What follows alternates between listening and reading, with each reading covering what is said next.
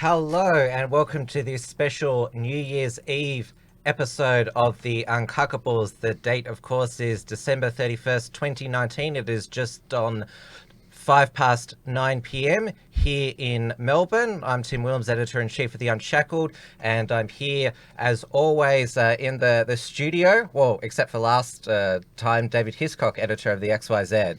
Thanks for having me, Tim. It's good to be back.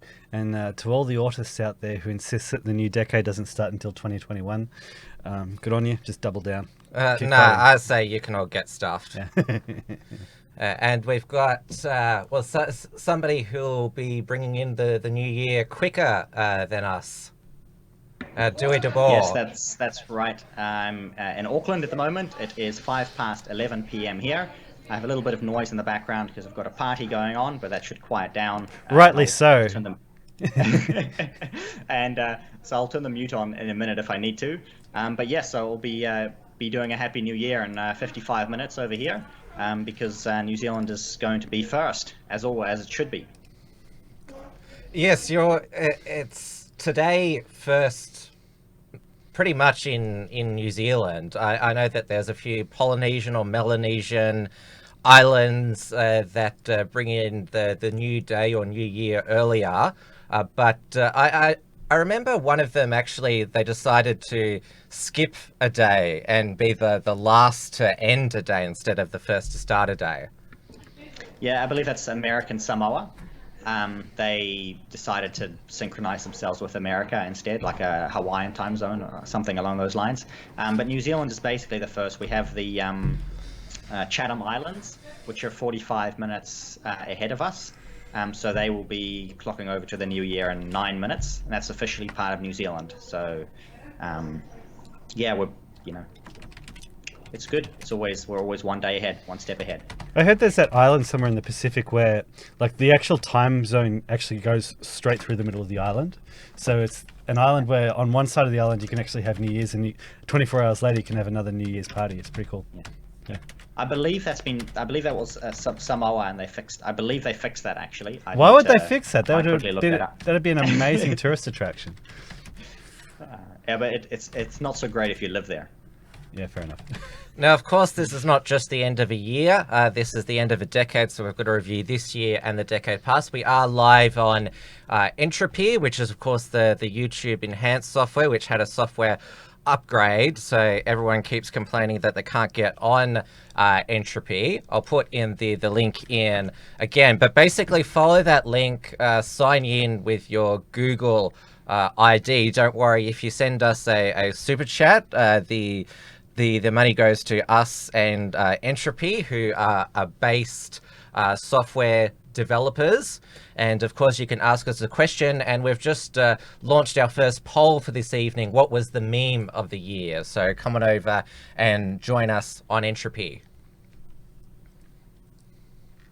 Now we'll start with you, Dieuwe. You're the baby in this stream, because when the 2010s came in, you were just a teenager in high school. That's right. I was 14. Just in high school, yes. And now I'm married, 3 children, do a weekly show with the great Tim Wilms. It's been a pretty amazing decade for me, but I can't remember what was going on at the beginning because I wasn't really following politics all that closely at the time. I remember that New Zealand had an invisible prime minister, which is the best type of prime minister you can have. John Key, who was the businessman turned politician, who was quite charismatic, and he. Let me count. We went through 4 prime ministers, while you had 1 prime minister. Yeah. Yes, but basically most of the decade was the John Key era. Whether how fondly he will be remembered will remain to be seen. We saw massive increases in house prices, sort of relatively stagnant economy, and sort of a slow the inevitable slow creep of the left-wing policies that these sort of center-right governments seem to bring in all the time. But he wasn't. He didn't do anything to directly make the situation in New Zealand worse. I think the biggest criticism of John Key is that he actually did nothing to make it better. Well, he balanced the budget after Labour Helen Clark years, with Bill English was the treasurer.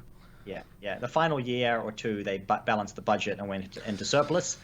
So they nicely handed over a surplus to the Labour government, which maintained it for 1 year. And at now the end of the second year, the projection is to be back in deficit again. It's amazing how that just happens just regularly across the board. I don't know what it is.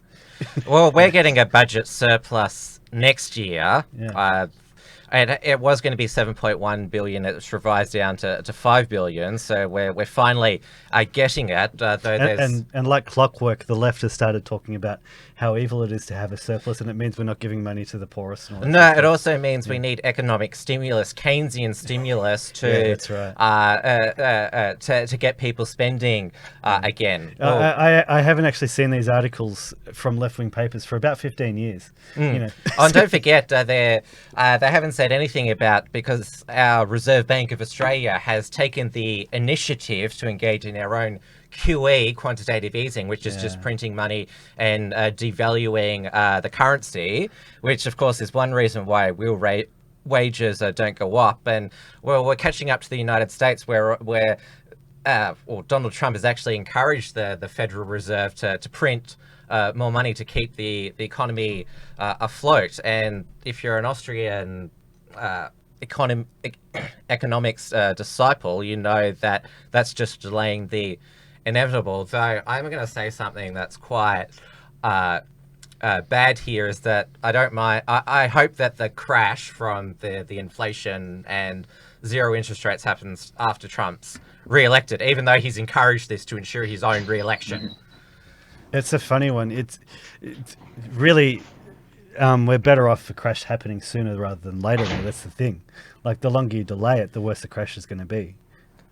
Yes, but you want it so there's still another 3.5 years of Trump, and so the American people don't switch to a socialist immediately. Oh, I think if a crash happens, we're not going to be.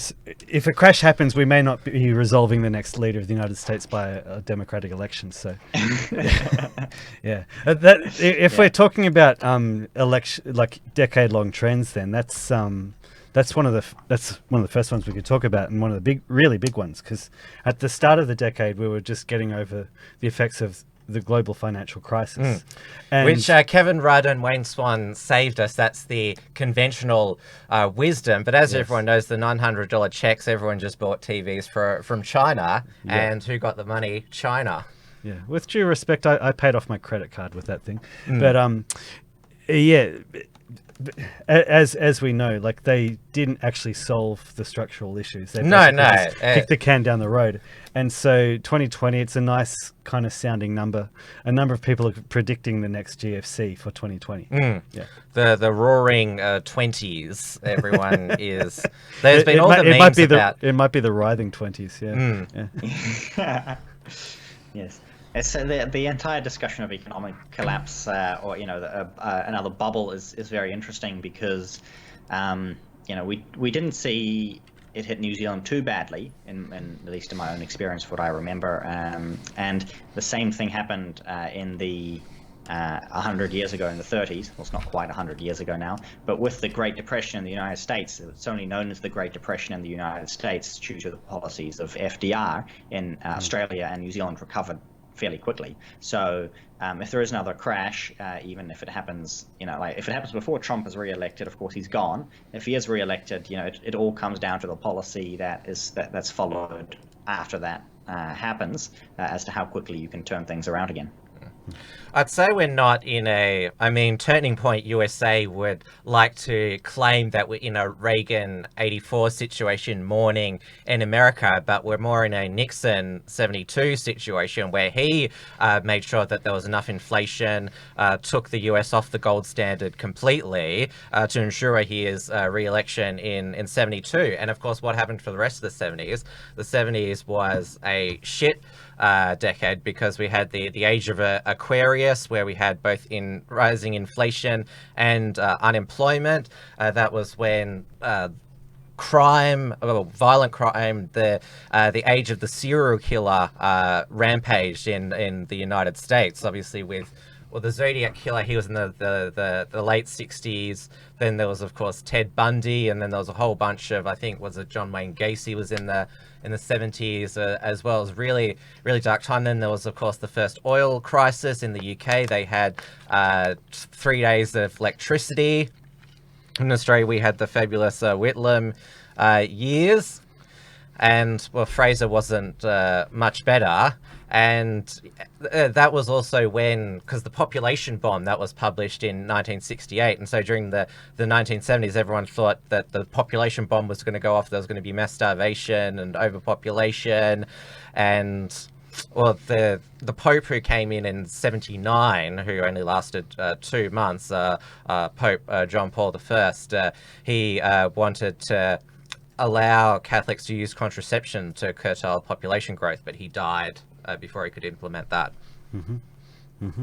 But that was, yeah. So I think we're still in a 70s mode where it's we're in for some rough times. But of course, the 80s, what people like to call it, the decade of greed. It was the decade of awesomeness.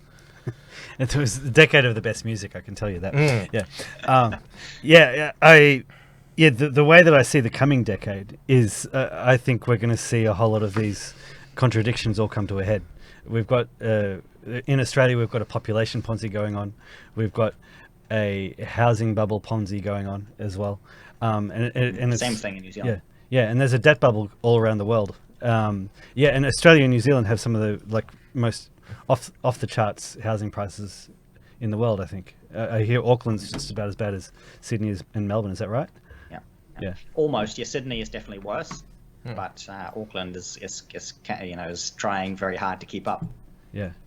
So it's basically every bubble's got to burst at some stage, and we've got quite a few bubbles, which are, it's possible that they're all going to burst at once. Let's run down Australian politics for the decade. Or Kevin Rudd was the Prime Minister at the beginning of 2010. Then it was the decade of leadership spills, the revolving door prime ministership, and then June 24 we got Julia Gillard as our first female prime minister, and everyone thought, she's going to do so well. Then there was the hung parliament later that year, and basically her survival strategy was to just accuse her critics of being misogynists.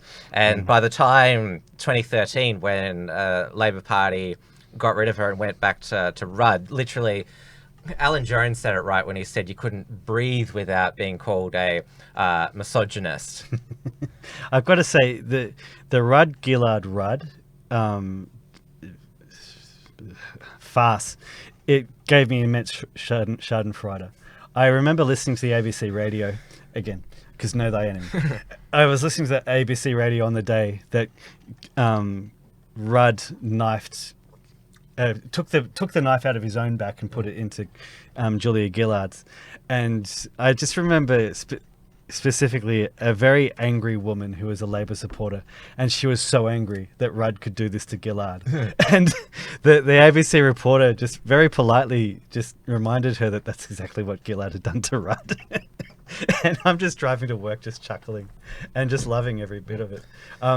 It's interesting how I think the left-wing media establishment never forgave Tony Abbott for basically getting rid of three Labor prime because ministers. he took over from Turnbull in December 2009, the last month of the previous decade. Yeah. And Turnbull had basically just agreed with everything that Rudd said. Yeah, to have the what was it called, the CPRS, the Carbon Price Emissions Trade. I can't read it. Some acronym. Yes. And all Tony Abbott did was he just got up there and said no. And he disagreed with, when he with became Rudd. leader. And all of a sudden the Liberal Party Yeah. like actually became popular again. Like he showed that like just genuine conservatism, traditionalism, patriotism. But when he became leader, he was popular. called unelectable by Peter Van Onselen, who of course has got every... Peter, seriously, I'm not a leftist onsolent. Oh, you should see his Twitter feed at the moment. He's just going after ScoMo so much. And of course, well, he made a great prediction this year when he said there's no way that...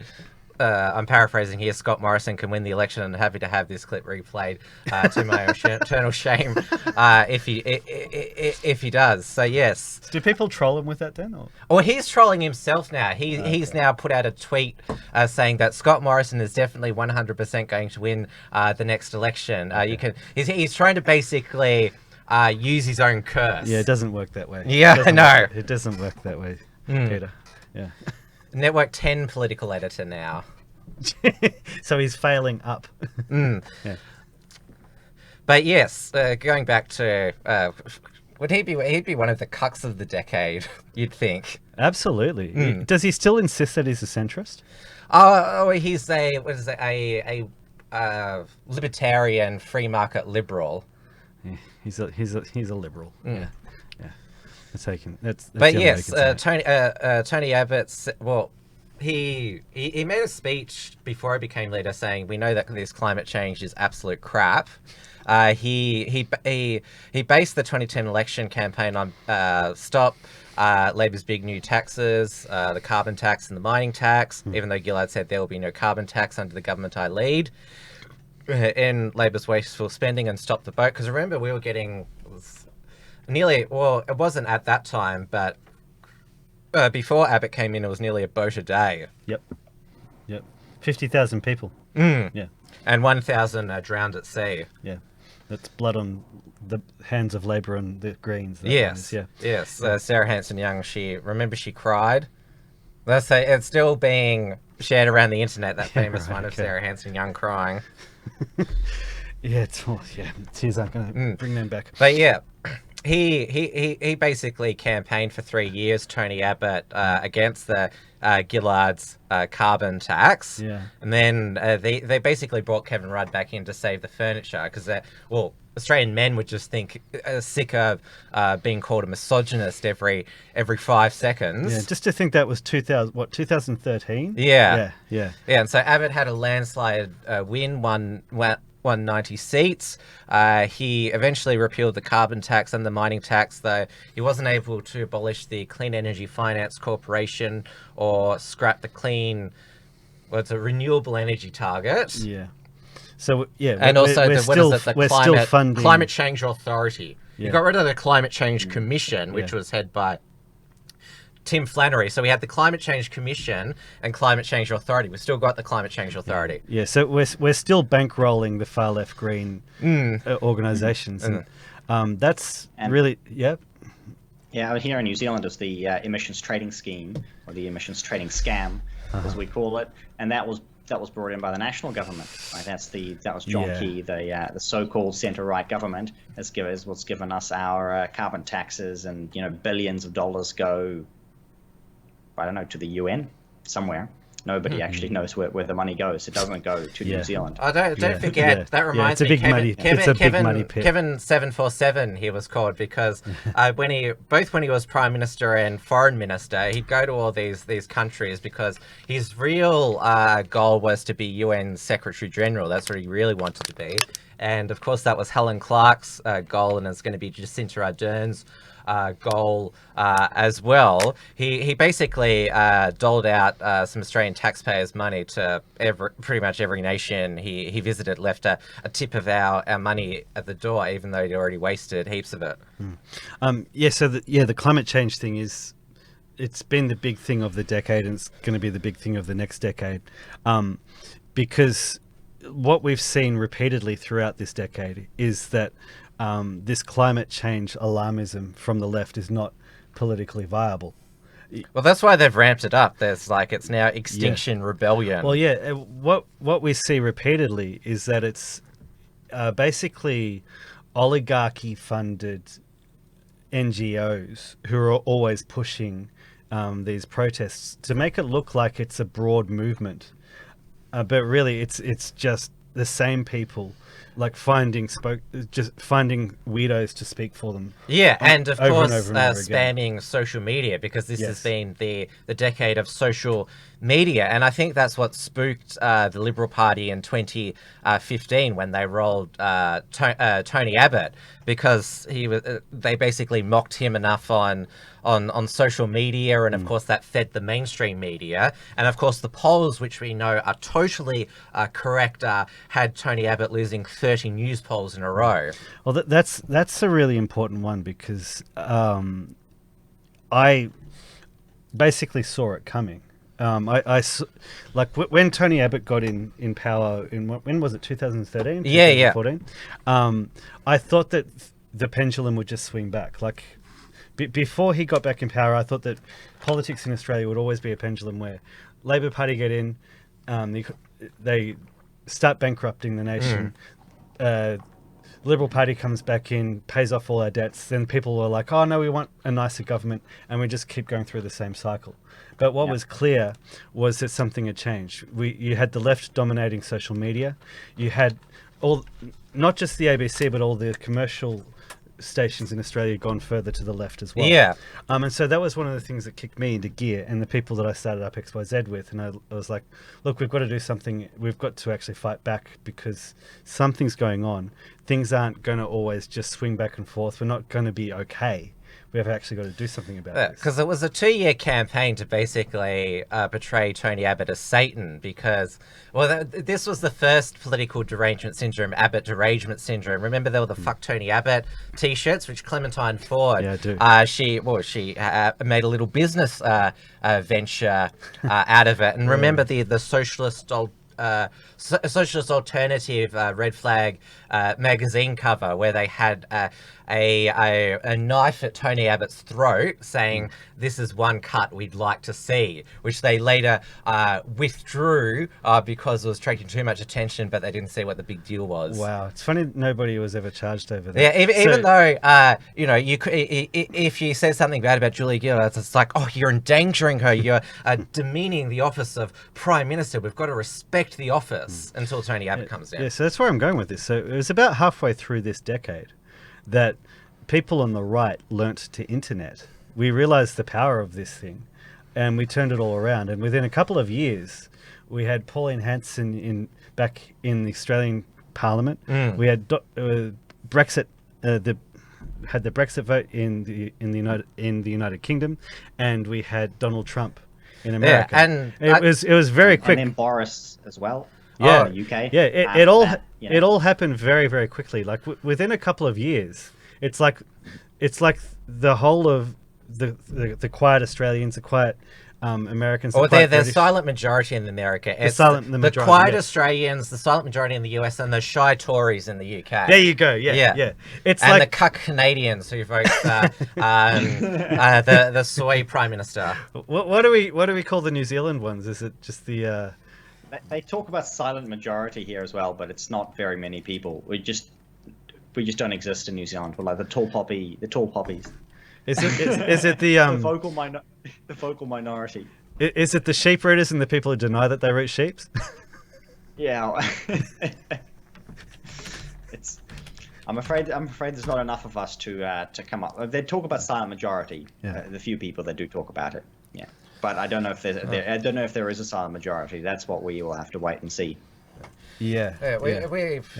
I started the Unshackled in September 2016 with Sukith Fernando, basically because I had seen that whole year, because I was just enjoying Trump just triggering the political establishment into a frenzy. But I noticed that Australian libertarians in particular were saying, oh, this is the new wave of fascism is coming in, and basically because Trump was saying mean things and hurting people's feelings, that he was the most horrible person ever, even though he was promising to bomb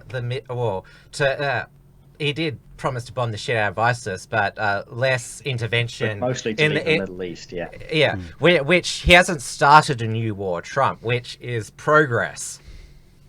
But that's it was just basically my frustration. It's like this has to be countered, because, and it was also when the libertarian movement were beginning to be confused when Black Lives Matter and social justice warriors were taking over America. It's like, oh, maybe we need to placate them. And that's also the time when the Tea Party, which emerged in the 2010 midterm elections against Obama and Obamacare and all of his other taxpayer programs.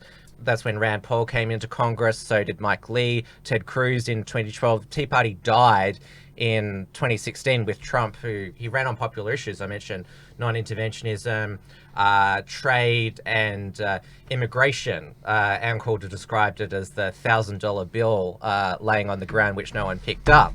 But yeah, the whole contract with America that the Tea Party, limited government, balanced budgets, that's all out the window. America's debt's still going up, and the Republicans still haven't repealed Obamacare. Yeah, that was one of the things that triggered me to start XYZ as well. I saw the way the US debt was going, and it's kept going up. Like, I know, like, US debt doubled under Obama.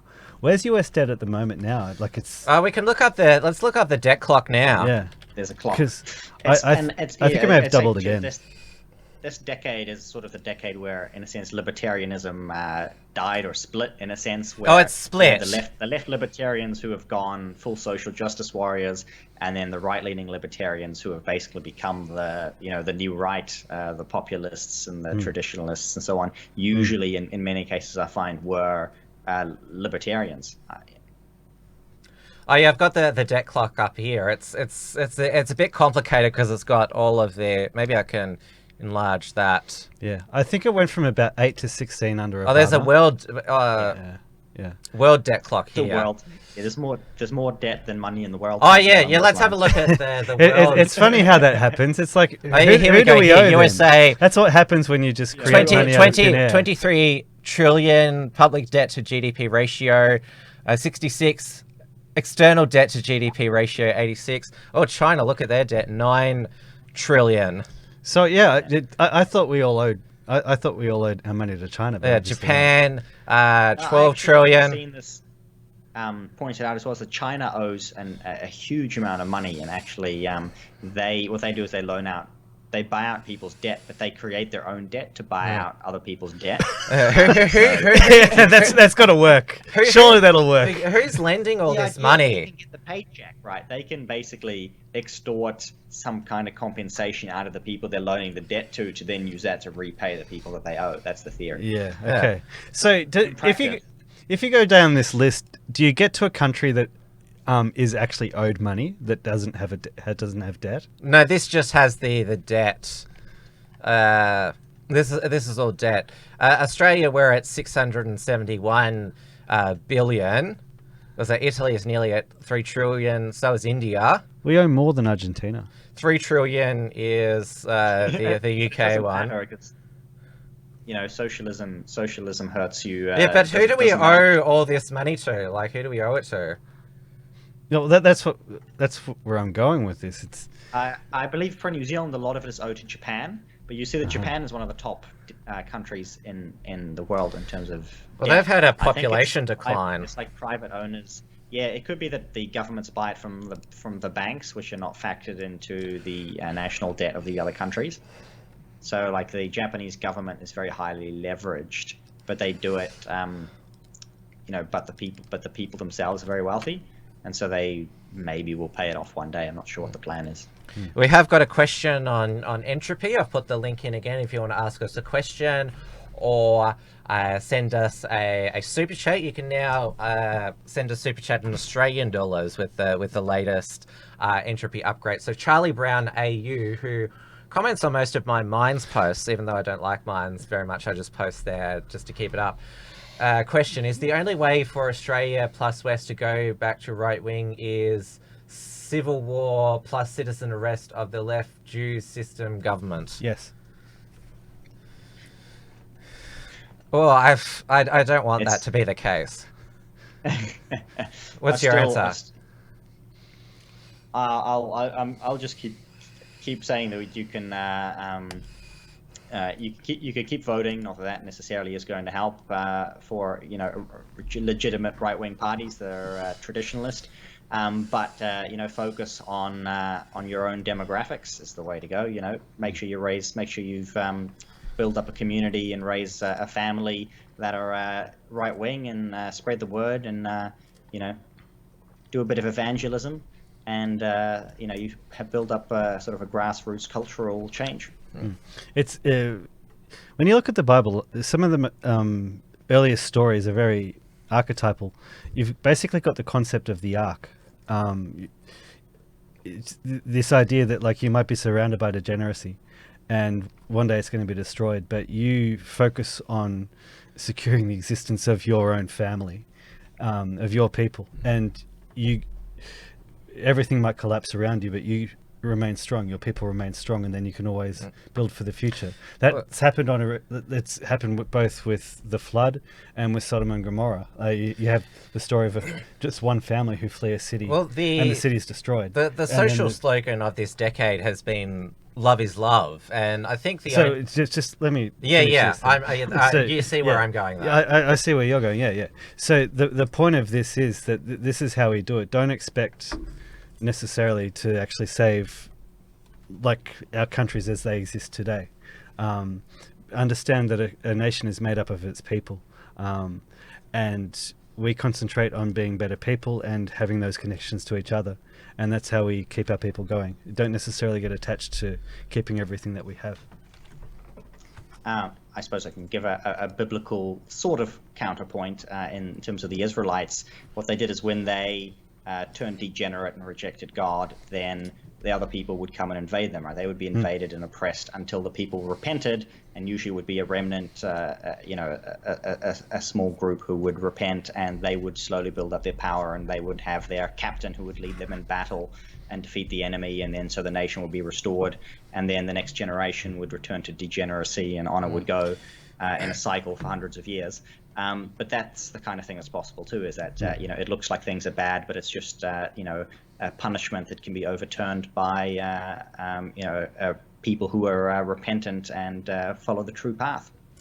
Which Israelites are you referring to? I'm talking like the Book of Judges here, the nation of Israel. Not the Black Hebrew, even during the kingdom. Not the Black Hebrew Israelites. Yeah. I'm talking the Israelites in the Bible, 1000 BC to 0 BC. Yeah. That's because, well, basically everyone knows who they are this year, because they're the ones who abused the Covington Catholic high school boys, who were then slandered as racist, and two members of that religion were responsible for the attack on a kosher deli in Jersey City, New Jersey, and then there's been 8 anti-Semitic attacks in the greater New York area, including the attack at a rabbi's house where 5 people were stabbed, 5 Jews were stabbed to death by a suspect who, in the photo, he looked quite black. Yes.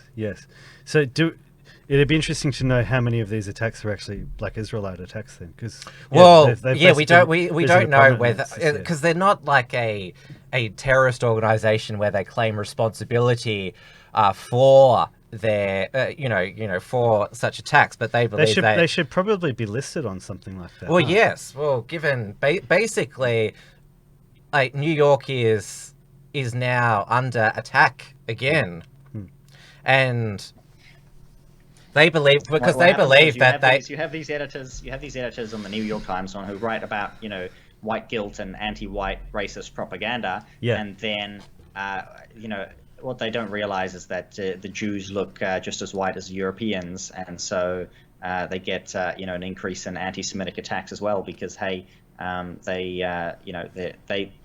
as far as the Black Hebrew Israelites and so on are concerned, the Jews are just as white as anybody else, so it's their fault. Their fault too. So the New York Times editors are basically creating waves of anti-Semitic attacks by saying, "Oh, here, look, these people look like archetypical white people. We should go and attack them." That's sort of the mentality that comes into people, because it's an appearance, and the skin is the color of the skin based on their appearance. The SJW grenade just has a habit of blowing up in their faces. Yeah, like with the Pulse nightclub attack in 2016, which was a gay nightclub in Orlando, Florida, and a Muslim who was a repressed gay massacred 50, I think I'm not sure. We don't know if all of them were gay, but they were at a gay nightclub. And that, at the time, was the worst mass shooting in American history until the Las Vegas country music massacre. When was that, in 2017? 2017 it was.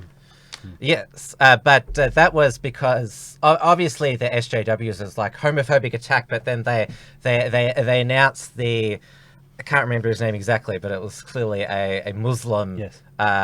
Arabic name, and Trump was able to, well, at that time, say that I'm the only one who's able to deal with this terrorism, and also because Black Lives Matter they were shooting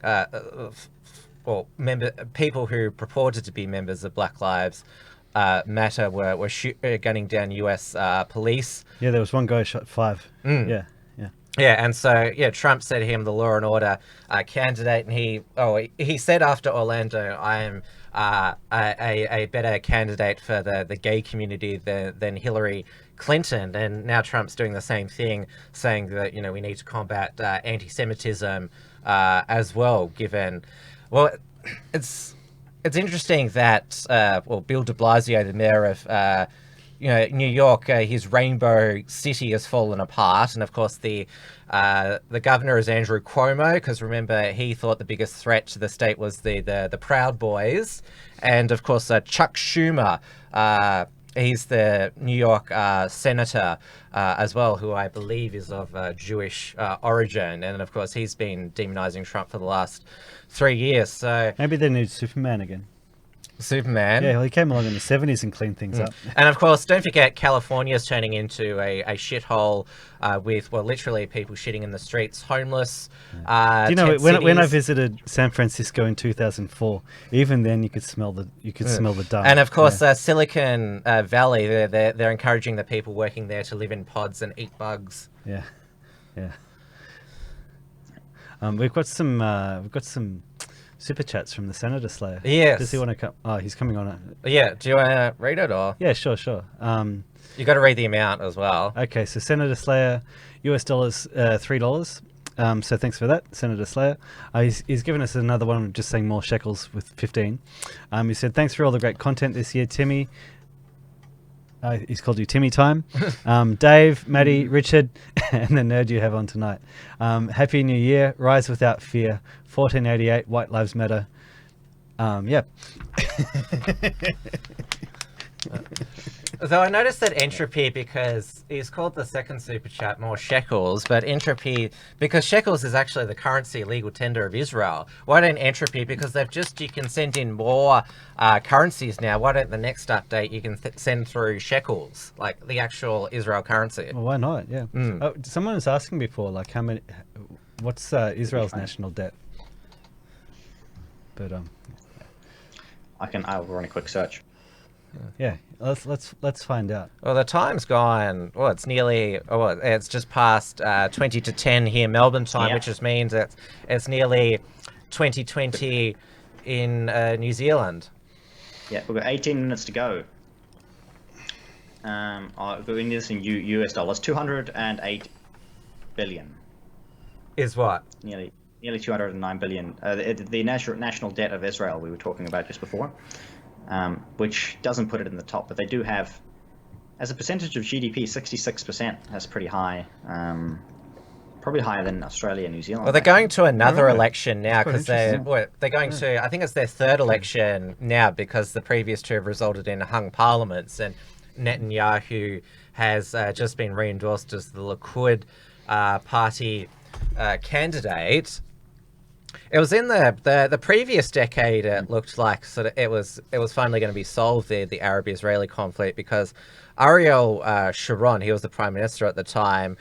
He evicted his own people from Gaza. Like if they wouldn't leave and accept compensation, they got physically removed, like literally sent in the military to like get them out of there. But now Netanyahu is going further into the West Bank. Yeah. It's like I mean, what's fascinating, at least in this decade, which has happened in Israel, is that the left wing per se doesn't exist anymore over there, and in many Eastern European countries as well. It's been Tel Aviv is, people forget that that's a major city in Israel. That's ruled by it's been ruled for many years by the Israeli Labour Party, and it's also the gayest city in the Middle East and almost the world. Yeah, I believe there's a historical But these cities, precedent. these individual cities work like that. But if you look across most of the Western world, outside of Canada and New Zealand, the left wing is continuously being destroyed this past decade, and especially so in Israel. But yeah, the Mideast peace process will go on forever. It's sort of like the unsolvable problem, because if they annex all of these portions, then they have to enact minority rule, which isn't going to work, and so it's in their best interest to not be resolved. That's actually the best solution, unless you take Lieberman's plan, which is to create two separate ethno-states by just trading Lieberman, which there's a lot of Liebermans. Lieberman, yeah, sorry, there is a lot in Israel. He's the what's his part? Yisrael Ben Benetti or something along those lines. He's basically the ethno-nationalist in Israel. You think they're all ethno-nationalist basically, but he wants to basically take these Israeli settlements in the West Bank and make them officially part of Israel, and then take all of the Arab population, all of the Arab villages inside Israel, and make them part of a Palestinian state. So he basically wants to do a population swap where the people who live, including the land that they live on, and just swap them between two separate states. So he basically wants to kick all of the Arabs out of Israel and then annex all of the Jews who live in So basically just moving people around. Well, not the people, but he'll move the land. He actually will leave the people where they are. He'll move the land around. Basically trading territory, trading land to create two separate states. So that way you don't need to move people around on cattle cars, huh? Yeah, that's clever. You mentioned, I think, Eastern Europe as well, because throughout the whole decade has been the European migrant crisis, where, Angela Merkel, who, Germany basically runs the EU, a lot of people call it the Fourth Reich, she basically opened up the floodgates and said, yes, let's let all these people in from Africa and the Middle East, and it's still going on boats through the Mediterranean.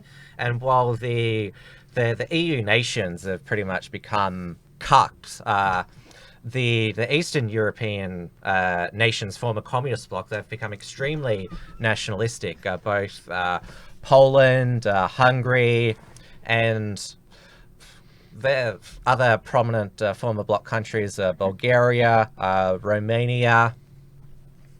And many of them are seeing massive productivity increases as well in economic terms. So what's going to likely happen in the next few decades, which has continued this past decade, is that New Zealand and Australia, which 100 years ago were basically the two most productive countries in the world per capita, we're now sort of middle of the pack, both of us. But these Eastern European countries are catching up, and they will in the next generation, the next 20 to 30 years. Basically, the countries that had 70 years of Nazi and communist rule to oppress them will actually be better off than we were with, switching Labour, National / Liberal governments respectively for 70 years. We've actually been hurt worse than these Eastern European countries who lived under communism and came out stronger, with a stronger national identity. And they basically know, genuinely experienced the true horrors and evils of communism and don't want any of it, and we're stuck with this kind of quagmire of socialism that drags us down. It's democratic socialism. Yes, I saw a good meme the other day. Yeah. How you excuse left-wing racism, you call it democratic racism. So we've just concluded our poll about what the meme of the year was. Most of you voted for Epstein didn't kill himself. The next poll is man of the decade. It's either Alex Jones or PewDiePie, because those two have changed the media and the internet. Yeah, they have, eh? Yeah. We've got another super chat from Senator Slayer. Sorry for calling your guest a nerd. He's a smart guy. He better than that other dude.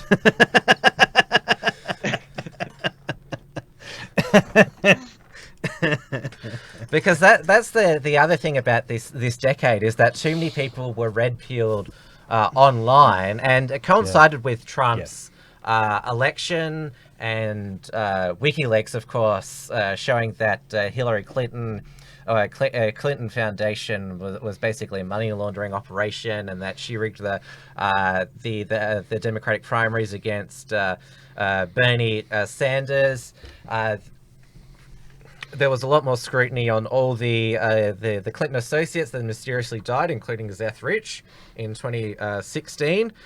And of course, after the presidential election, that's when Pizzagate was born, which, remember, we were told immediately at the time has been a completely debunked I think fake it had been debunked theory. within hours, hadn't it? Yeah. Which is basically how that's been the modus operandi for like the media since like Pizzagate, because it's the first time they lost control of the narrative, but they still haven't changed. It's like, oh, we're the mainstream media, we've fact checked this, it's just trust us. We're not going to provide you with the actual facts. We're just going to tell you that it's been debunked. And so that really it got way worse with Epstein, though. They tried, but it got way, because they initially went to this whole it was a suicide thing, and they lost control within hours. You know, it was that's what became the meme of at least the year and probably the decade.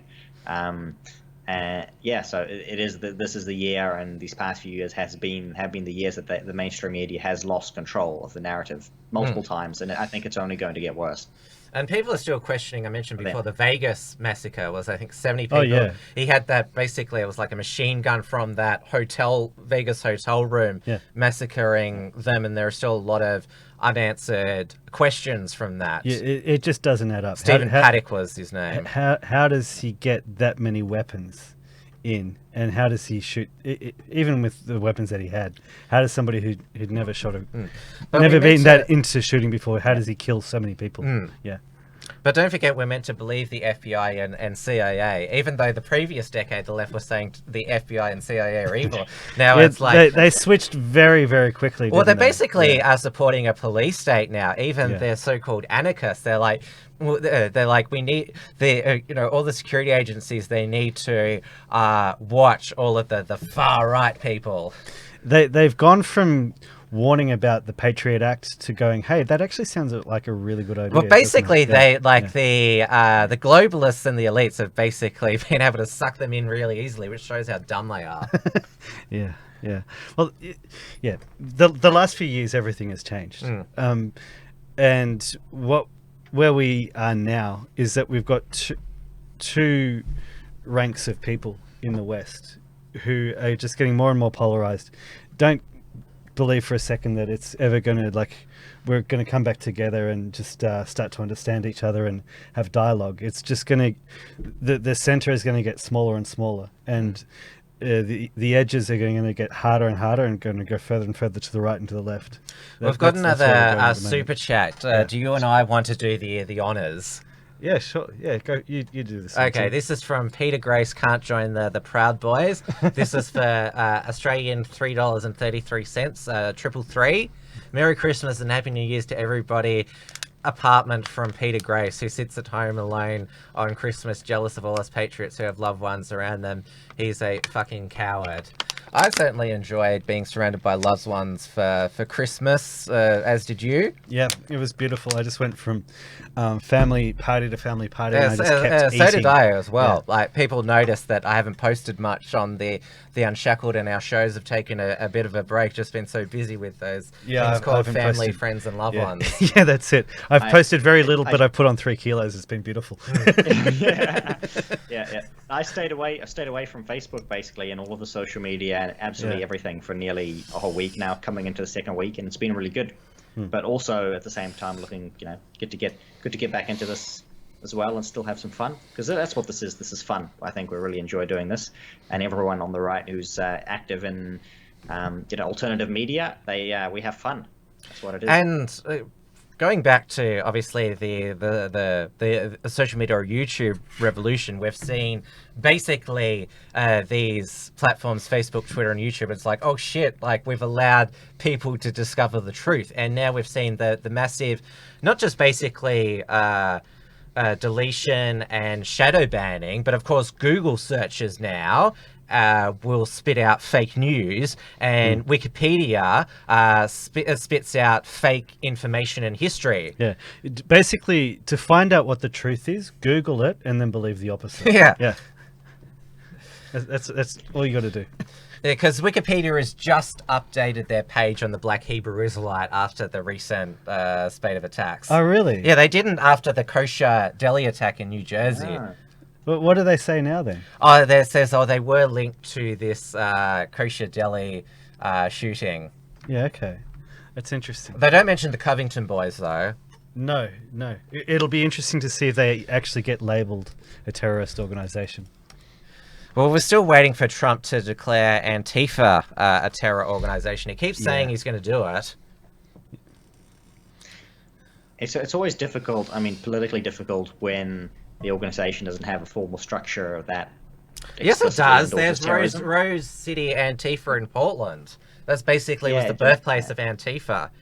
And of course, there you go. That would be straightforward then. Well, Andy No would probably be high up there for Man of the Year, because they fucking hate him for exposing their violence and also their collusion with the local media establishment in Portland. They attacked him at the Patriot Prayer rally and poured concrete milkshakes on him, even though they claimed that they didn't, but the police still stood by that report. He got a brain hemorrhage there. They tried to slander him as much as possible, but he was with Colette at the time, but they parted ways after Andy No was filmed laughing with the Proud Boys. Andy No, he was independent for a while. Now he's the editor of the Post Millennial. And even though he was a speaker at Turning Point USA's Student Action Summit, did you see, I talked about this on my show, did you see how it had a rainbow colour? Which thing? Turning Point USA Student Action Summit in West Palm Beach, Florida. A rainbow colour. Yeah. And okay. Everything from TP USA these days is pretty just like their official advertising and the way they... Well, it's all done by Benny Johnson. Nick Fuentes got me onto to Benny Johnson. I'm not sure if you've heard that name, but look him up on Twitter and look him up on YouTube to see how he speaks. He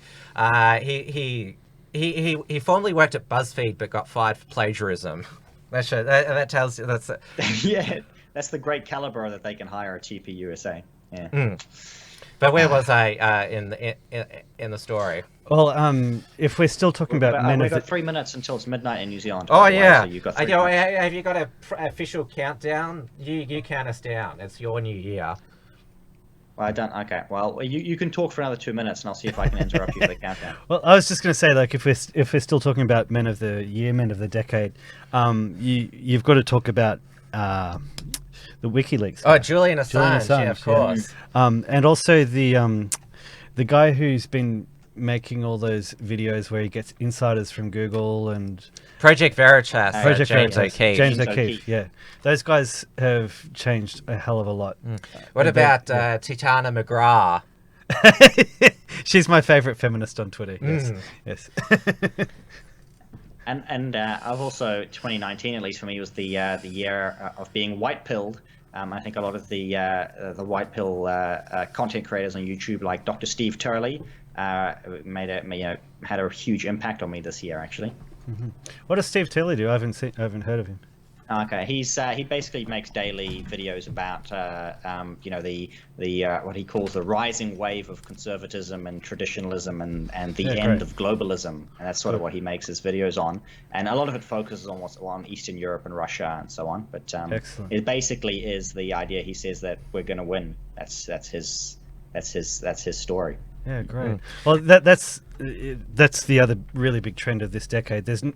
There is not any longer a traditional right and left. It's now globalism versus traditionalism. Nationalism versus globalism. Nationalism. Yeah. And of course, obviously, the biggest event in Australia and New Zealand this year was, of course, the Christchurch mosque attack, where Brenton Tarrant killed 51 Muslim worshippers. They're called Ramadan worshippers.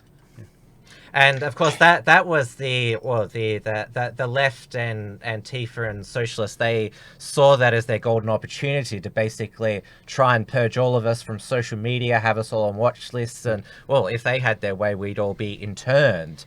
But as you've said, Dieuwe, obviously it's still raw in a lot of people's memories, but the clouding of judgments that followed that.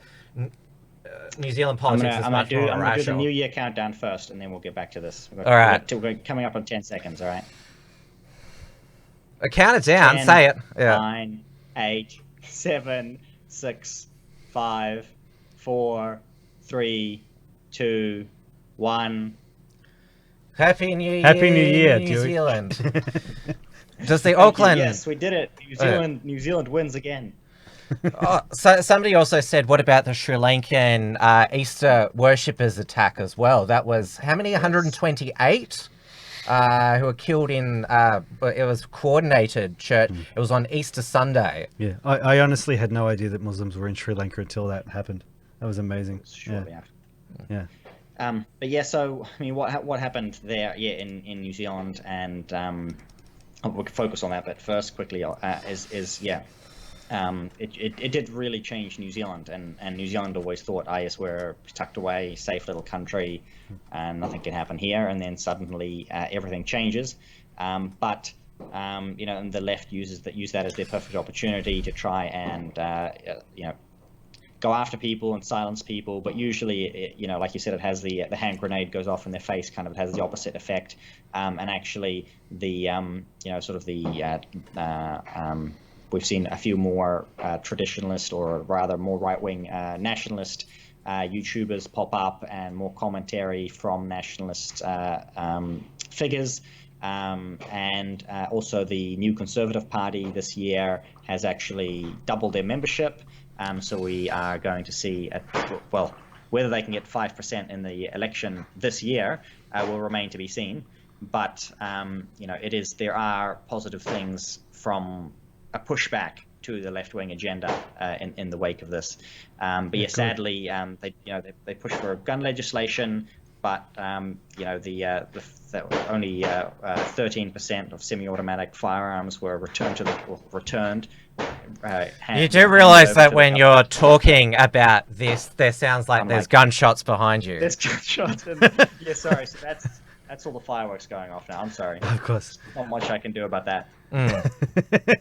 It is New Year's. That's the whole point. Yeah, that's fine. They of course wanted to cancel the Sydney New Year's Eve fireworks because of the bushfires, which obviously they're tragic, but we should note that they're being exploited, and the bushfire warnings are. They're trying to exaggerate them as much as possible to have the climate hysteria at peak, because their predictions over the past decade haven't come true, and they've really ramped it up this year with Extinction Rebellion trying to superglue themselves to everything, and their messiah Greta Thunberg going up to deliver a 4-minute speech which didn't have any facts in it and was just famous for saying, "How dare you?" Yeah, well, as I was saying before, what we've seen this decade is that far left climate hysteria is not electorally No, they've kept feasible. losing. Yeah, but the left and just where keep they doubling win, down by the on way, it. where they win in New Zealand and Canada is where the so-called centre right is pushing the same climate hysteria. Yeah. And then for some reason, then the left win. Why? Because what's the point in voting for the supposed right who are pushing the same climate hysteria anyway? Yeah, I mean, Andrew Scheer, the Canadian conservative leader, I mean, he was shithouse, and Simon Bridges. Can you just refresh us on what his first day as opposition leader was like? Yeah, I actually called him Simon the Appeaser. Because his first speech and interview as opposition leader said, "I'm going to do more to convince Green voters to vote for the National Party. I'm going to do more to convince ethnic minorities to vote for the National Party. I'm going to do more to encourage." Whatever on it went, and I'm sorry I voted against homosexual marriage and all the that's basically without even being asked about that. He went on this massive apology tour and trying to say, oh yeah, we're going to be woke. I promise to be woker than before. Basically, Wow. It's like, okay, how are you going to win with that? So New Zealand need a nationalist party. Basically, yeah, that's exactly what needs to happen. But I was going to. There is still a faction in the National Party that's far more nationalist, probably. But yeah, in terms of having, we do have a nationalist party on the left, basically, New Zealand First, led by Winston Peters. They claim to be nationalist, not that they do very much about it. So yeah, it would be good to have an actual conservative nationalist party in New Zealand. That reminds me that both of our nations and the United States and the UK all got same-sex marriage this decade. Yeah, that's it been was the other big High one. Court decision in the US. In the UK, it was David Cameron's Conservative government, along with the Liberal Democrats led by Nick Clegg, who legalised it there. They managed to enforce it in Northern Ireland this year. And of course, Australia had the Marriage Law Postal Survey in 2017, which it was 61-39 in favour of same-sex marriage. And Malcolm Turnbull made sure that the law was passed before Christmas that year. So that as basically... Oh, and of course, Ireland had their vote as well, which was 62-38. And now you've got Conservatives saying, well, we're in favour of marriage, so of course we are in favour of gay marriage. They've just completely caved on it. It's a... there's a line, I'm not going to be able to dig it up, I'm going to try to remember it exactly, but I saw it on Mark Stein's blog, where somebody said contemporary conservatism is defending defending yesterday's heresy from tomorrow's insanity. So basically, contemporary conservatism is taking, okay, well, the battle we lost last year, we're going to accept and say, oh yeah, this is really great, and we're going to fight the battle for tomorrow. And then when we lose that, that'll be accepted as being, the thing to defend. And on it goes forever. Yeah. The same-sex marriage issue, I mean, that's lost for you guys forever, and never gonna get that back, because of course now there's trans. Who says we could?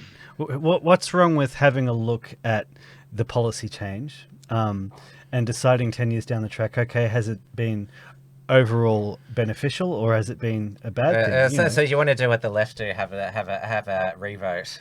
Yeah, absolutely. Keep demanding a vote until we get the answer that we want. Absolutely nothing wrong with that. We've got another super chat here. Do you want to read it? Yeah, sure. Okay. So this is from Peter Grace Can't Join the Proud Boys again for $3.33. 333. 333. Okay. Sue Munro, never heard of her. David Hollis, left-wing murderer. Anne St. Belmain, New South Wales House, residents of Christian Grouse, New Year's Eve song and dance. Peter Grace pissed his pants. Okay, I'm gonna have to ask Tim for some context on this another time. Yeah, he hasn't. I don't think he's picked on you yet. Are we able to bring that up? Because I think you may have told me about this guy now. I think that well, that one was meant to be read out in terms like to. They were the people that David Clarkson focused on, the left-wing but, trolls. Like he's writing it out as that song "We Didn't Start the Fire" by Billy Joel. Are we able to bring that up again? Because it can be done like this. Nah. You got rid of it. Why did he? No. If you could just go up in the chat. Oh yeah, I can. Yeah, there you go. There. Okay. Sue Monroe never heard of her. David Hollis, left wing murderer, and I can't fucking do it. But yeah, he's doing. We Didn't Start the Fire. Nice work. You don't seem to have. You're saying before we need to keep demanding the vote until we get the vote. The conservative way is not to always. The conservative way is just to do it. Just do the right thing. Doesn't matter. Take control and implement the righteous policies. That's the way. You're dealing with drag queen story time now and child drag queens now. Exactly. You gotta. Because now drag queens are okay, but just child drag queens are not okay. Like that's already. Drag queens have been around for 30 years. Well, even more than that. I mean, what is that? The point being, these people are actually losing their power. Like this year, like Nick Fuentes was obviously a big thing this year, but that's just the beginning. Right. That's the beginning of what's coming for the woke conservatives. Because Charlie Kirk had his photo taken with Lady Marga, who's a Trump supporting drag queen. Yes. Yeah.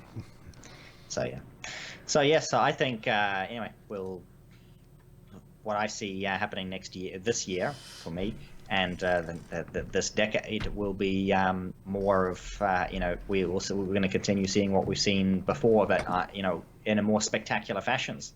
I believe this is just the beginning, what we've seen, and I'm on the white pill side that we will turn the tide.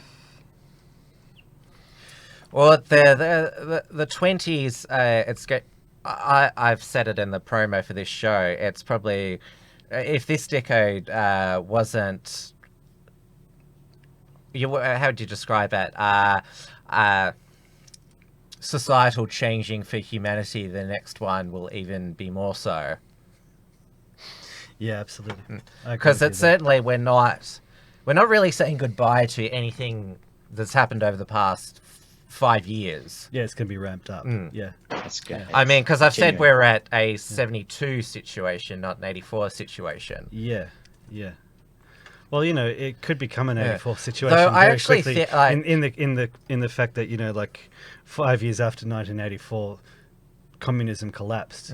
Like you could look at it that way because to most analysts, apart from like the ones who could actually see the writing on the wall, the Soviet Union looked like it just looked like it was just going to keep on going.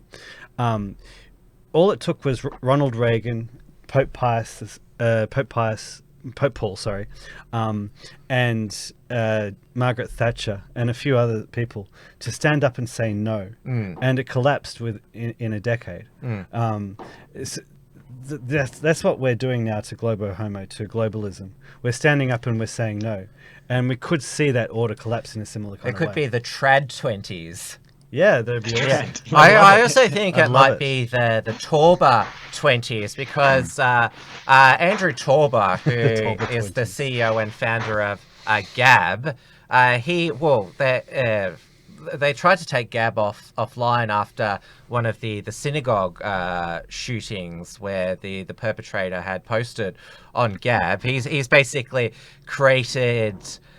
rebuilt Gab from them where it can never be taken offline now, and he's built the Dissenter extension, so if they disable the comments, you can still comment there. He's now created the Dissenter browser. I think in the 20s, Andrew Torba will create the Gab Dissenter operating system, so you can get it on computer, tablet, smartphone, because you know how Gab is, it's not allowed on app stores, and who knows, it could be blocked on certain web browsers in the future. I think Andrew Torba is basically just going to create a whole not just a whole separate internet sphere, but a whole different technological sphere. Like, we could be sitting here 10 years later with dissenter phones, where basically we're able to get live notifications of Gab and BitChute, because of course BitChute is. So what you're saying is that we're going to build our own internet. Well, yeah. And Andrew Torba, he's going to topple Zuckerberg. And lefties, if you hated Zuckerberg, I mean, you're going to have Torba derangement syndrome by the end of the next decade. That'd be nice. That'd be very nice. Yeah. Because You got some more fireworks out there, yeah. Yeah, more fireworks, and my You calling wife it? is just showing up to let me know to call it quits. Yeah. Oh, Cool. Happy New I Year, did say Dieuwe. call it quits after midnight. It's been good. No, thanks. Thanks for inviting me on the show. And I'll say Happy New Year to you now, but you still have an hour and 45 minutes to go. Yeah, have a good New Year, and Tim and I will be picking up our regular show next week. And, Probably not. We're going to the week take after. this month off. You're gonna We'll take get back off late next week? January. Yeah. Okay, cool, sweet. Now I've got some other video work Beautiful. to catch up on as well, so I'll see if I can do some stuff. All right, Yeah. that's good. Thanks very much, Dieuwe. Yeah, awesome. Good. See you all next time, whenever Happy that New is. Year. See New see Year. you in the 20s. Yeah, see you then. Bye. Bye.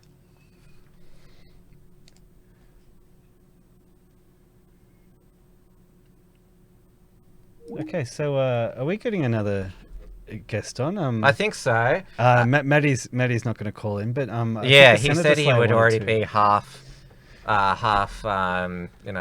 but on the floor. that's why it would be so epic if. Matty Yeah, was to I think that I'm calling him soft. he was Soft Matty. he was trapped in his wooden room.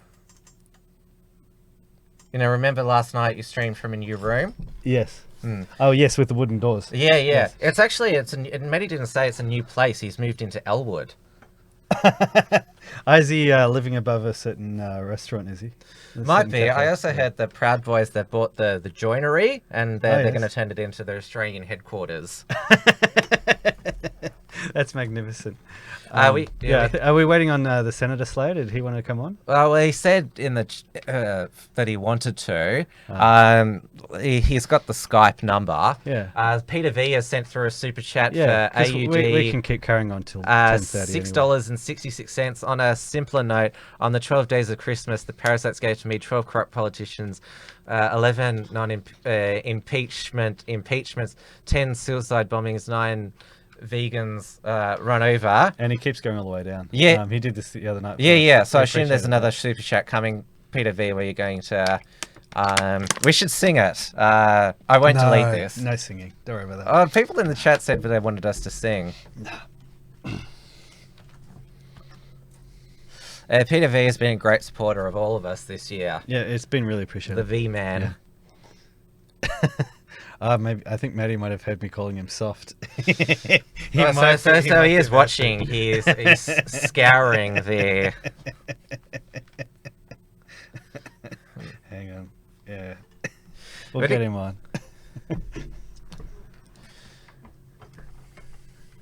So what else have we got here?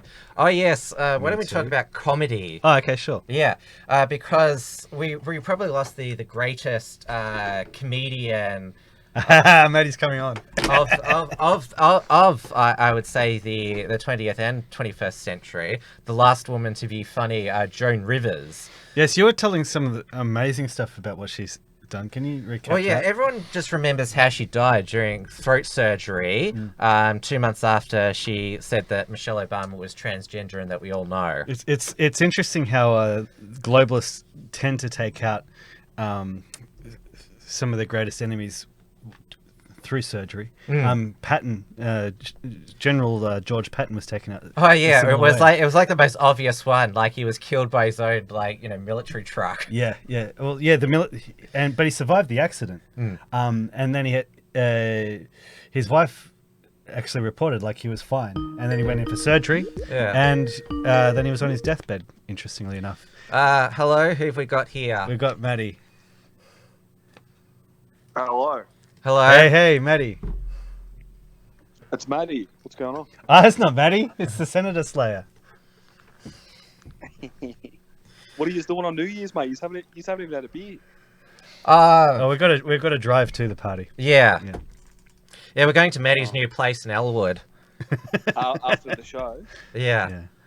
Well, isn't that above a cafe? Apparently. Well, you went there Monday night. I haven't been there. Oh, to that place. Did XYZ? Well, you did XYZ live last night. Oh yes, of course. Yes. I was there, and Matty was dropping stink bombs on the cafe below. He comes out the back, not the front. I hear there's like an old crazy man that lives around there. Really? He's harassing the cafe owners and shit. Well, was it he said that the cappuccinos that caused him back in 2003 to wet the bed while he was awake. He has cappuccinos. What a loser. Well, there was a break-in at the actual cafe a couple of years ago, and they called the police. The police came down and they tried to figure out who the assailant was, and they noticed there was a urine spilled all over the concrete, and they followed it up to his apartment. It might have just old Triple P. He was busted yellow-handed. It might have just sprinkled down from upstairs. Well, that's where the complaint started, because when they were serving the coffees and the cappuccinos, there was this yellow substance that was leaking into the coffee maker. Maybe that's why. Maybe that's why he's a socialist. He doesn't believe in the trickle down effect. No, he's a socialist. I hope that the Proud Boys. Hopefully they've picked. We've got Matty coming on as well. Can we have two people Skyping at once? We can add him to. No, we've got to add him to this conversation. So, Matty, hold on. I'll add you to this chat here. But yeah, As I was saying, like hopefully they've fixed the cappuccino machine now, so the Proud Boys they don't all wet the bed. Oh, you can't make this shit up. we kind of did, but hey. No, trust me, it's more truth than you think. All right, we've got Matty coming on now. Hello, Matty. Matty. Yeah, I will bring you on here. Yeah, we're just talking about you're in your new place in Elwood, aren't you? Oh, what place is that? Where you had you're in a new room last night. It's in Elwood, isn't it? A next door neighbour. Yeah. Hey, what's Matty looks like a Super Saiyan. What are you doing, Matty? He's going Super Saiyan, yeah. He's showing us his true form. He's turned blue. You can't see it now, but he's turned blue. Green. Now he's turned pink. Ugh. Oh God! What's happening? It's a hack attack. What are you talking about? In your Skype, you're turning up all these rainbow colours. Oh, I can't see. I don't know. Oh, it looks like it's okay on my end. Can you see me? no, we can't see you on screen, but we can see you're now green now. Maybe Greta Thunberg has got into the now you're yellow. It's like your urine colour now. How strange.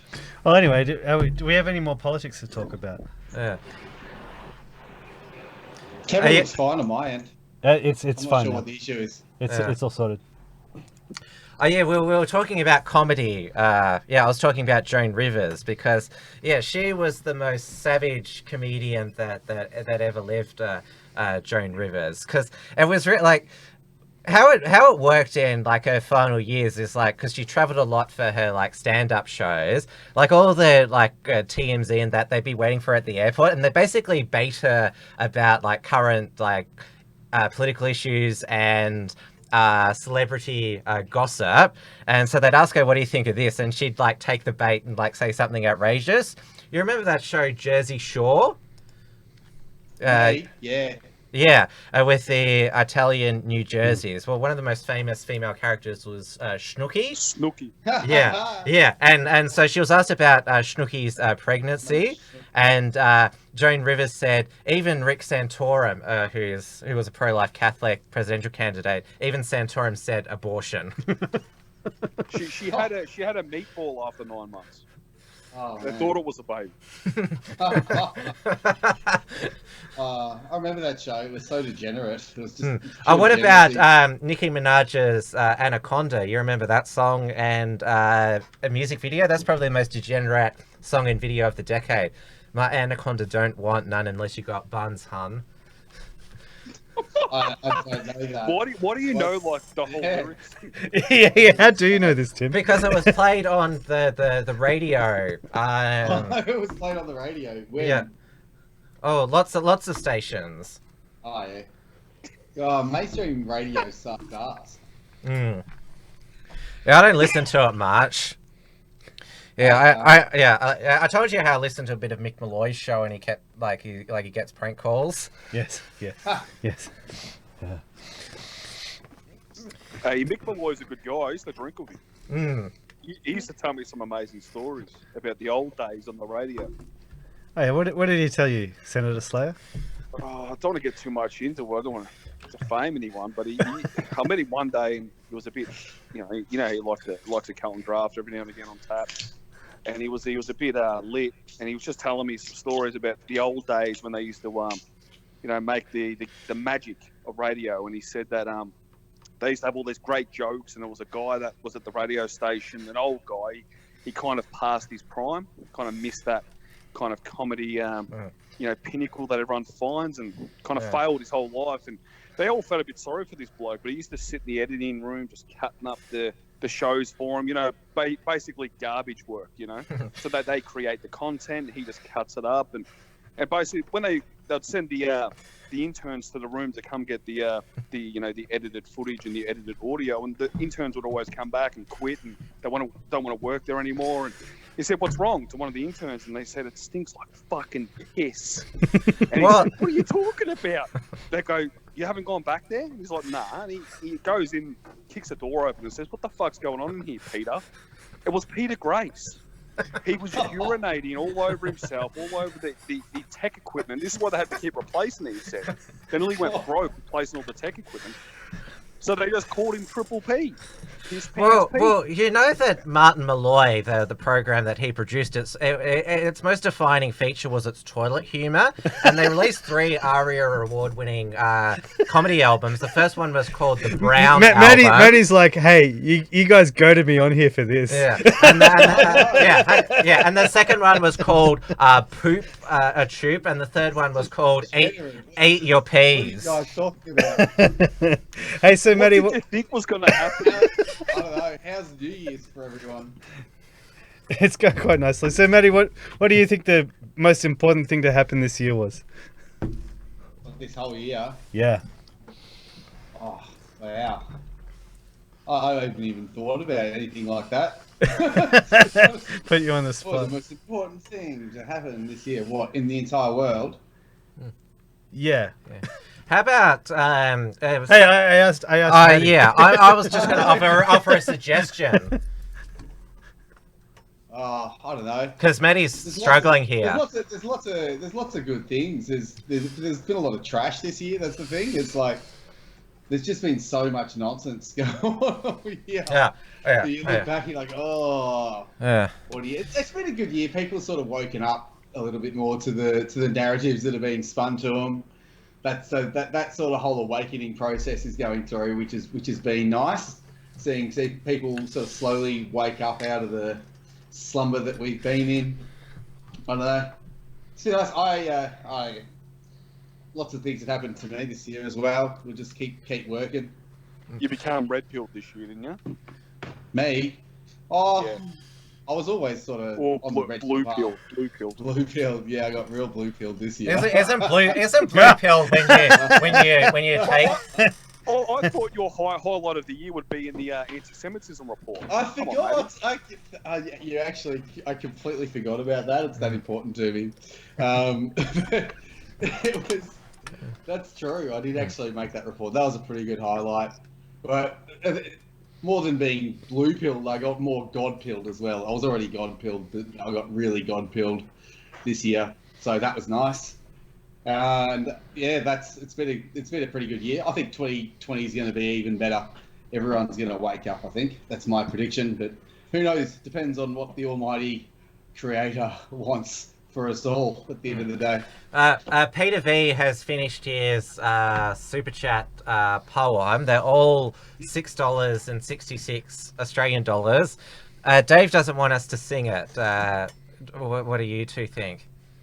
Are you talking about the 12 days of Christmas, Peter? Yeah.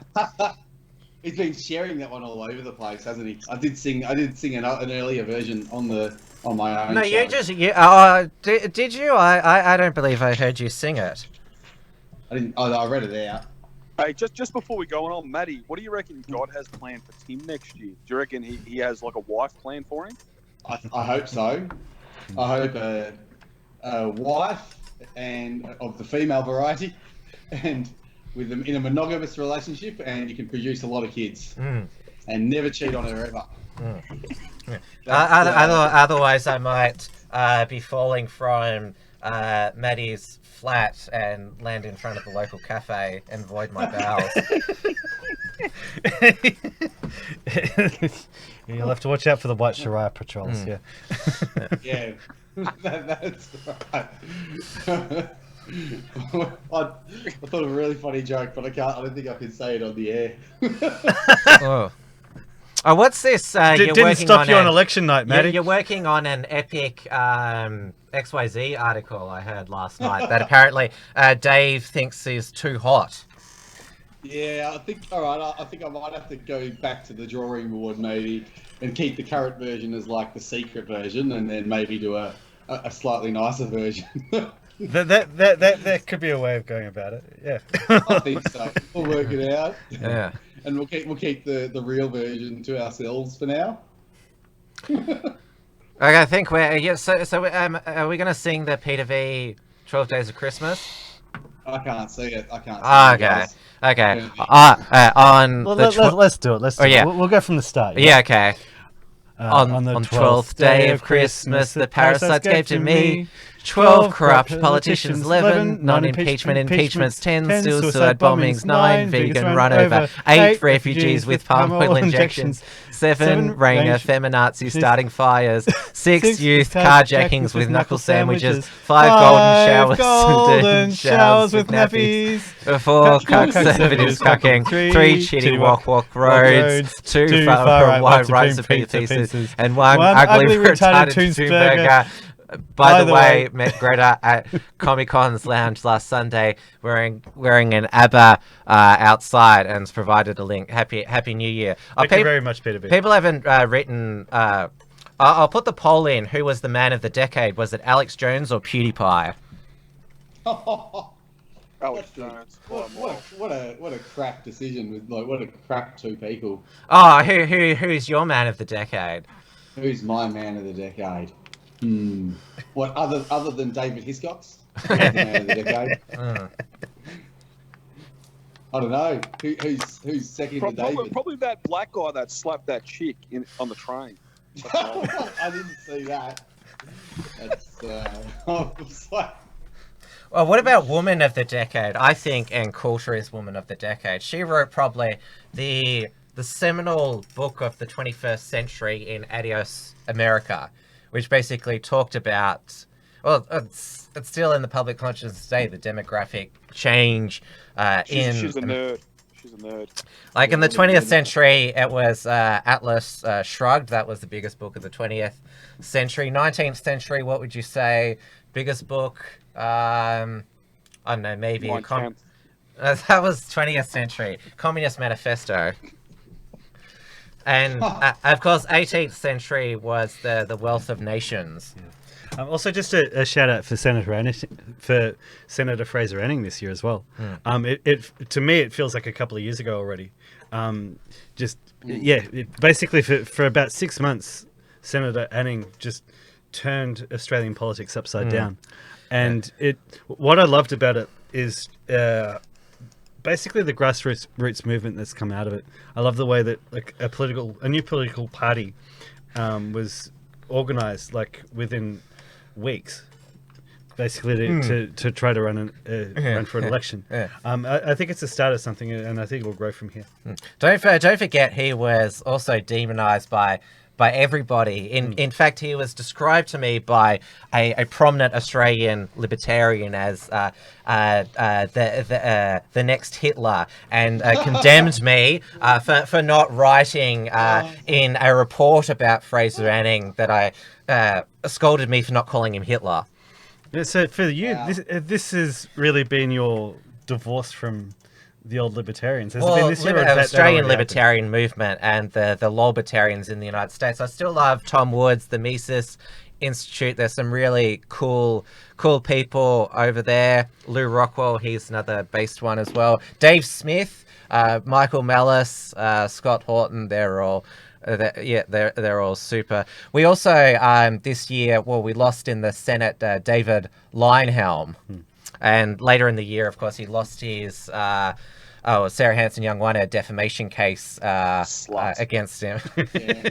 We learned a lot this year, didn't we? We learned a lot about the system and how it operates, and just how anti-Australian it actually is, and how anti-Christian it is, and just how anti-liberty it is in general all around the world. How you must follow our rules all the time, otherwise censored out. You can't make money, and you're out of society completely.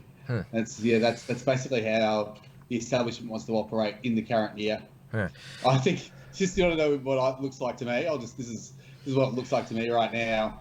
Is the Sodom and Gomorrah mixed? Like Sodom and Gomorrah got together and tried to build the Tower of Babel and install a one world government everywhere and a one world religion around the Tower of Babel.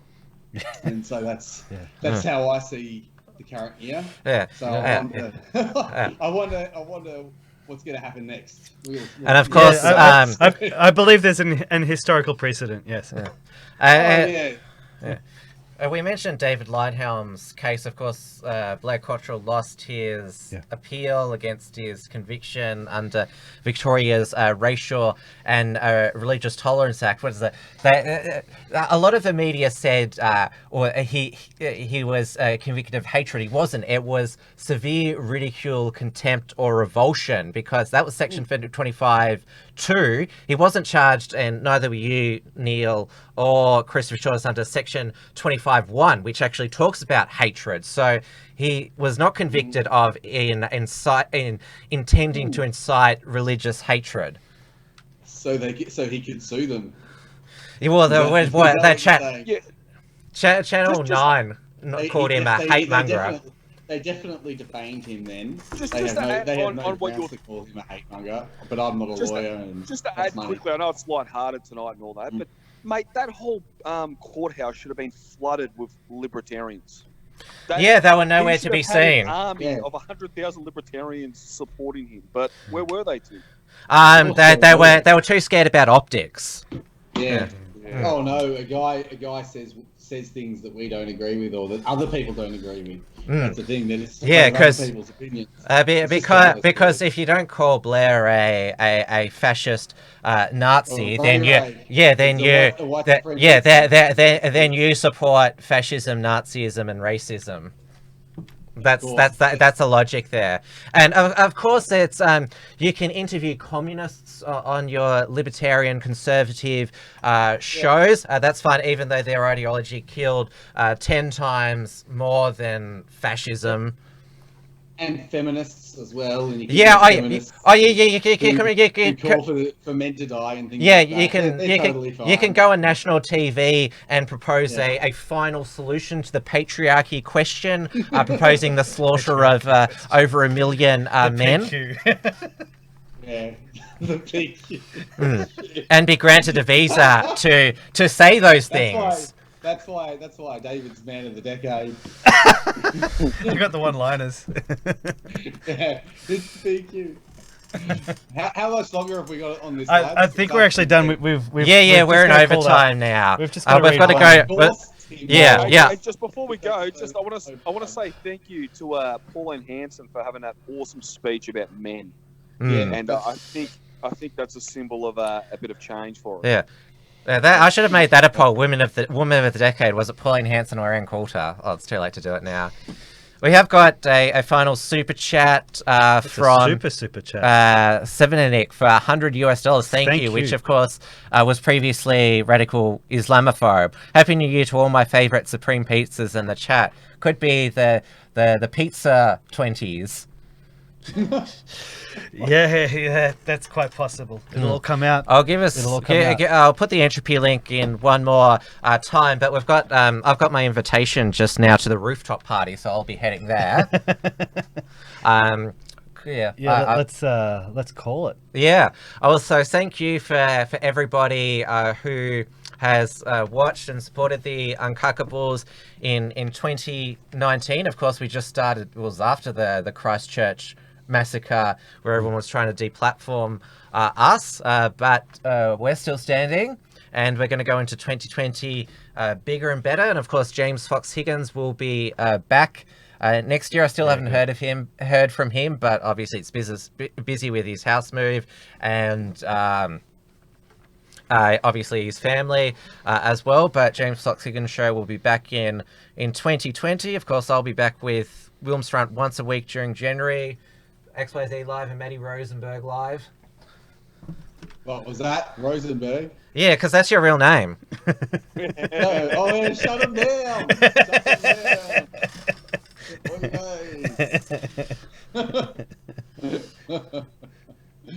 Hiscox is your real name.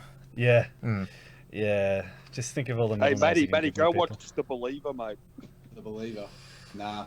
I do want to say, let's say one last very special God bless Israel and Happy Hanukkah to the chosen people who were so generous to elect themselves leaders of all of us, because we really appreciate that, and being told that we are beneath others. And I'm glad that they decided to put themselves above us. God bless them, and God bless all those who support them. And Happy Hanukkah, obviously, and God bless Israel. And if we are lying in the street, they can take our livers because they deserve them more than us. Yeah. Yeah. So, you. Where am I at with my reminders? So yeah, I think we're done. I think we covered everything. The Uncuckables.com. What do you think of like the Holocaust? hey, we're on YouTube.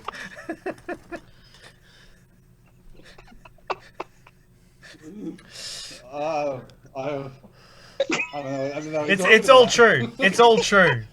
It's all true. It's just. Oh yeah. It's all true. It's all true. Are you questioning the? It's all true. The 6 billion. How could you? Don't do that.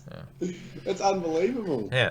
So Uncuckables.com, where you can find the links to podcast version of the show, my website, timwilms.com, which has got a Wilms front link, the Unshackled.net, and what is it, XYZ? Yep, come to the XYZ. Don't bother about Facebook, just come straight to our website. You can also listen to me talking to Mark Moncrief on the Melbourne Traditionalists, as well as Matty Rosenberg over there. Yeah. And of course, if you want to see highlights from tonight's show, they'll be uploaded tomorrow on Facebook. If you get what I mean. All right, good night, everyone. Happy New Year. Are you going to say? See you guys. Thanks, everybody. Thanks, everybody in the chat. Are we off? Yeah. No, not yet. I've got to play the outro music. Oh, so I just said that online. Oh, yeah. Oh, well, I got your invitation, Matty.